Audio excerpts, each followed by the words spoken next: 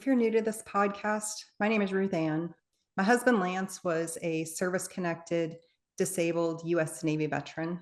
He was sick for 25 of the 27 years we were together, and the last 12 years of his life, I was his full time caregiver. Lance qualified for nursing home care by the time he was in his early 40s, and I needed help. I couldn't do everything by myself. He needed so much care. Over the course of 12 years, we had physical, occupational, and speech therapists, nurses, CNAs, respiratory therapists, social workers, personal trainers, caregivers, respite care providers, bath aides, and homemaker services in our home. Some were amazing, many were not. There were a lot of people who thought our life was easier because we had so many services, but it was not easy having all those people in our home all the time. It was a full-time job just managing all of the services that Lance required to keep him, I don't want to say keep him well because I did keep him healthy, but all of these things improved his quality of life. And some of them improved my quality of life as well when I was able to get respite care and get out of the house and take care of myself a little bit. But it was incredibly stressful having all those people in and out of our home all the time.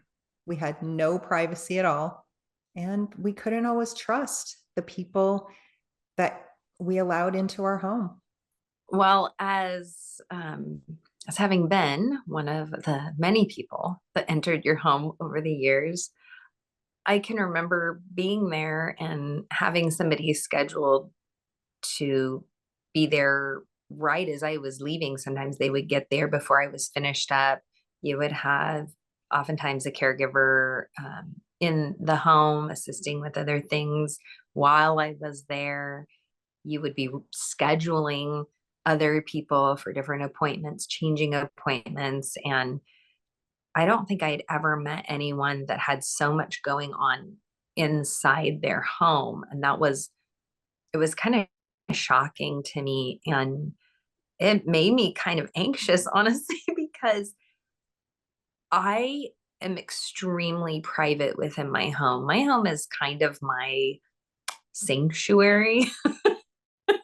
I'm not an open door type person that you can just people just come in and out. My kids know that they have to ask before they invite someone over. And I'm just very, very guarded with my space. So watching you go through that was like kind of shocking, I think, because I'd never seen anything like that. And I couldn't even begin to imagine a space like that. So I was always very impressed that not only were you able to manage it, but that you even allowed it. Well, it really was out of necessity. That is how I kept Lance strong and well enough to be able to get out and actually live life instead of just sitting at home and existing. So it was a trade-off for me because I've always been a very private person. So for the last 12 years of his life, to allow strangers into our home on a regular basis was something that was really challenging for me to even think about, let alone do it. And I'm really glad that we were able to have those services because they did offer a lot. Like I said, it did make his life better. It made our life better, but it did come with a lot of problems too.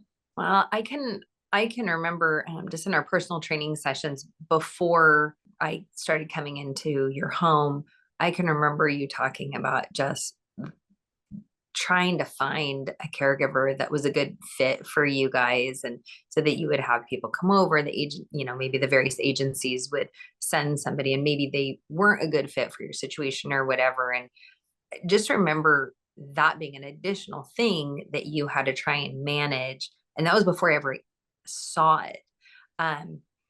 So I was thinking, we've talked a lot about intuition and listening to your gut.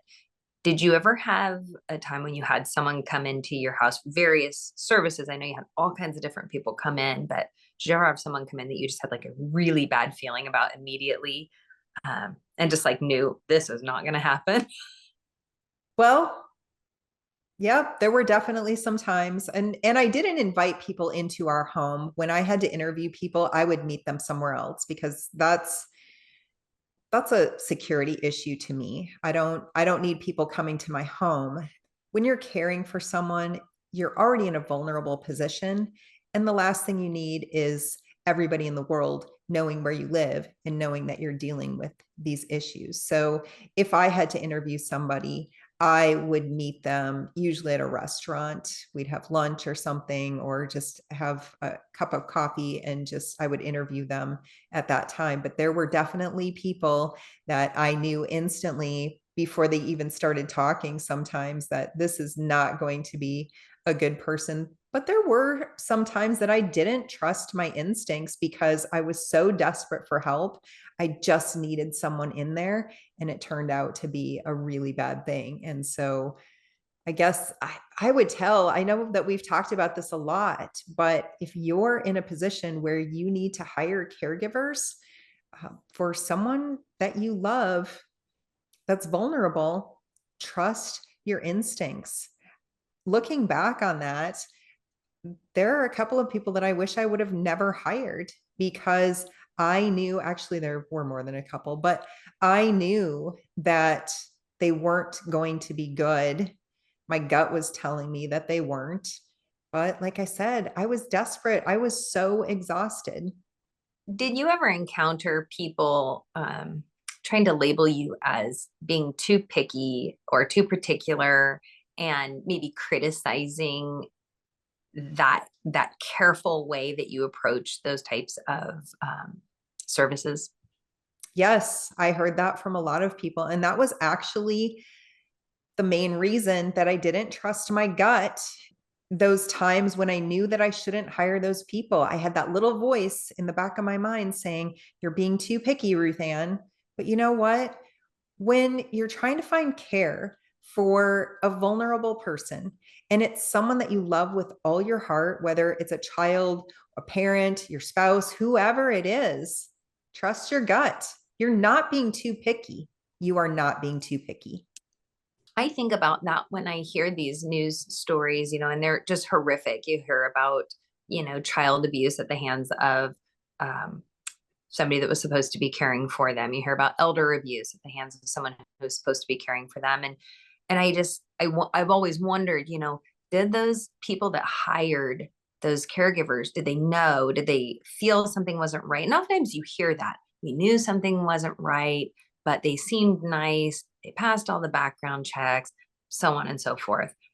I just, I don't think we can overstate how important it is to listen to that intuition and really trust that and lean into that. Curious though, what did you do in terms of hiring practices? Did you do background checks? Did you go through agencies? Like how did you try to safeguard yourself? Like what steps did you take? So agencies do background checks. So any of the agencies that we use, they had background checks done on their people that they hired. And then if I hired, Lance was part of a veterans directed program for the last several years of his life. And I did mostly direct hire. Then I found my own caregivers through this program. They covered the background checks. So everybody that came into our home did pass a background check, but passing a background check doesn't mean that a person is a good person, because we had people steal from us. I'm sure that there were people searching for drugs. I always kept Lance's medications in a locked cabinet in a locked bedroom. There was one time that I got a text message from one of my neighbors and found out that I was very clear.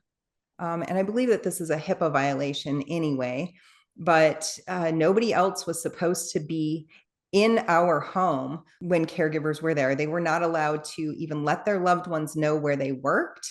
They weren't allowed to let anyone know where they worked. Nobody was supposed to know where we lived. And this particular caregiver had invited her husband over when I was gone, and they went into one of the rooms that was off limits. It happened to be a room that wasn't locked at the time. And so after that, I ended up putting cameras in the house, and I put a keyed lock on that door so that nobody could get in there. I mean, there was such a violation from various caregivers. I did have caregivers who would show up and would either be drunk, or you could tell that they were on drugs. Someone who actually came into work one day and said that they'd been out late partying the night before and had done all these drugs. They were in Oregon. They'd gone to Oregon and were doing all these crazy drugs, which were legal there, and then showed up to work and wanted me to leave my vulnerable, disabled husband with them. Like, okay, just some of the craziest things. And it just baffles me that I was told that I was too picky when looking for help. I mean, it's like, well, you need help. Somebody offered you help. That should be good enough. It's not good enough.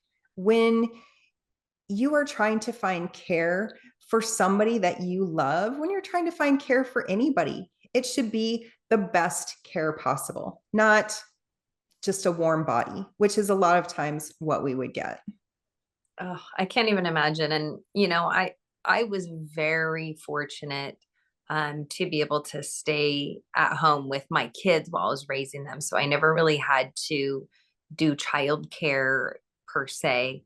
I would occasionally hire a babysitter, but even at that, it was just a handful of times. And I can't even imagine. I watch parents go through that, just kind of the stress of to determine whether or not this caregiver is going to be safe for the most important person in your life.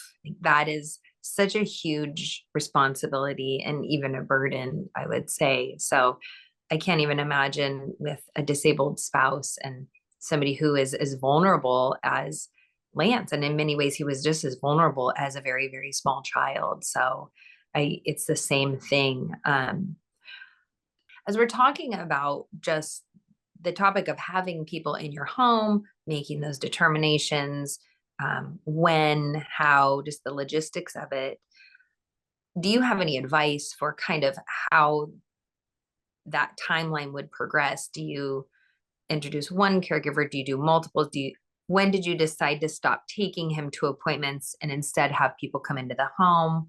Was it kind of a progression, or was it all at once? Now let's start scheduling these appointments in home. How did that work out for you guys? And what advice would you give to others that are maybe starting on that journey? For Lance, it was a progression. So we started off with just respite care because he was 39 years old. I was 37 when he was already showing signs of cognitive decline and memory loss. And he was having some behavior problems, and he had a lot of anxiety, and I couldn't leave him alone. And to have quit my job to stay at home and take care of my husband at the age of 37 and to be with him 24 hours a day, 7 days a week, it was a lot. And it was incredibly stressful. It was something that I wasn't prepared for at all. So I started off with respite care, and I didn't have it very often. Maybe every 2 weeks, I would have a respite care provider come to the home, and they would spend 6 hours with Lance. And that was so good for him because he was able to socialize with someone else. He was still getting around at that time, so they could go walking in the neighborhood. They would play games, they would do crafts, have conversations, listen to music, bake cookies. There were all kinds of things that he was still able to do. And it gave me a break so that I could go do something for myself. And then he ended up having some major seizures, and that changed everything. That was a couple of years into my caring for him. And after that, every time he had a hospitalization, if he was in the hospital for a long time, then he might need those services, the physical therapy. Usually, I guess it was just physical therapy at the time. Sometimes it was occupational therapy, but those services just came along as he needed them. It wasn't constant, but he was in and out of the hospital a lot for the last 10 years of his life. And so there were periods of time where he did need more services than others. So that's something that you really need to work out with the primary care provider. Um, if you feel like you need help, then I would say you probably need help.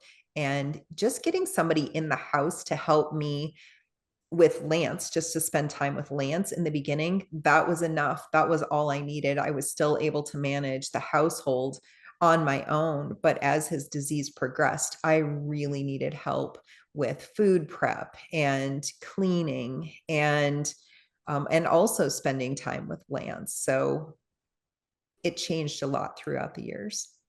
I can only like think of this through the lens of a parent caring for small children. So I know that some people struggle with maybe some kind of guilt over hiring someone to come in and spend time with their loved ones. I know I've heard moms talk about things like having a nanny or uh, help around the house, and maybe feeling guilty over that, and or maybe you shouldn't.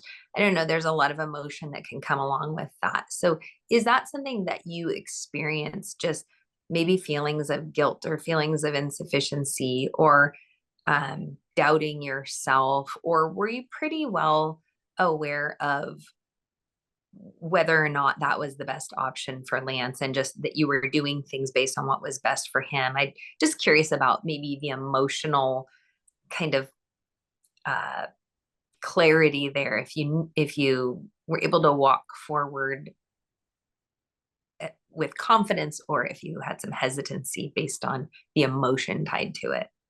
No, there was never any hesitancy with my emotions.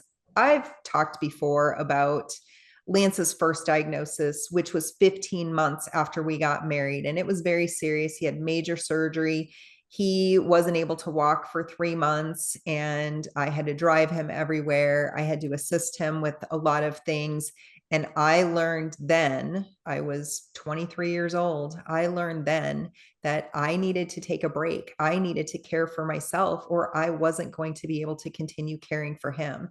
And so by the time he received his second diagnosis, I was already in the habit of taking time for self care because he was sick most of the years that we were together. So I never felt guilty that I needed to leave. Sometimes I felt guilty about the people that I had to leave him with because I didn't always like the people that I left him with. They weren't always great people. They didn't always have his best interests at heart. And but like I've said, I was burned out. I was in a bind often and just needed somebody there. And I also had the voices in the back of my mind, you're being too picky, RuthAnn.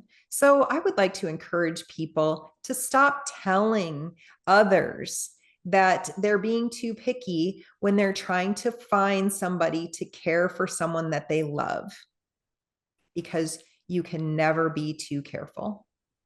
I think that's a really good point. And I would also encourage anyone out there that, I can only come from the position of a parent, but you cannot be too careful. Like, you only get one shot at this. So make sure that you are at peace with it. And I would say if you are caring for a disabled loved one, same thing. Like, you don't get a do over on it. So you need to be perfectly at peace with whatever you choose. Listen to that intuition and really trust that. Because if you genuinely have that person's best interest in mind, you you will find someone that aligns with that. Don't get worn out in the search. Just know that it will happen. You'll find what you need, but don't settle. Don't settle. It's too important. Well, I hope that this has been helpful for people. And thanks so much for joining me, Jenna. I will see you next time. All righty, we'll see you. Bye.